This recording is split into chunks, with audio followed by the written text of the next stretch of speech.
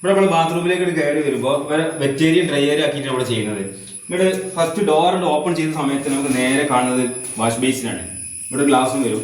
അത് കഴിഞ്ഞാൽ പിന്നെ അടുത്തത് വാട്ടർ ക്ലോസറ്റാണ് ഇവിടെ വരുന്നത്. കണ്ടാ, ഇത് കുറച്ച് പ്രൊജക്ട് ചെയ്തിട്ട് നിർത്തുന്നത്. ചുമരിന് ഒന്നായിട്ട് വെട്ടിപ്പൊളിച്ചിറക്കുന്നത് സേഫ്റ്റി കുറവാണ്, അതുകൊണ്ടാണ് പ്രൊജക്ട് ചെയ്ത് നിർത്തുന്നത്. അത് കഴിഞ്ഞാൽ ഇവിടെ ഒരു പാർട്ടീഷൻ വരും, ഒരു ഗ്ലാസ് വരും. ഇത്ര ഗ്ലാസ് ഉണ്ടാവും.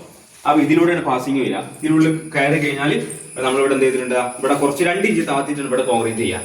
ഇവിടെ കുളിക്കാൻ മുകളിൽ ഷവറിൽ ഇട്ടിട്ടുണ്ട്. ബെല്ലയുടെ ഡൈവേർട്ടറാണ് വെച്ച് കൊടുത്തിട്ടുള്ളത്. ബെല്ല ഡൈവേർട്ടർ എന്ന് പറയുമ്പോൾ സിമ്പിൾ ആയിട്ട് യൂസ് ചെയ്യാൻ പറ്റുന്ന ഒരു ഡൈവേർട്ടറാണ്.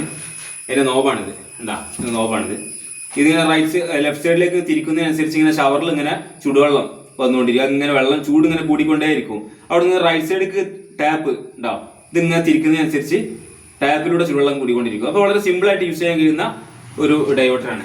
ഓക്കെ, ഇതാണ് ഇവിടെ ഉള്ളത്. അപ്പോൾ ഇവിടെ ഗ്ലാസ് പാർട്ടീഷൻ വരും.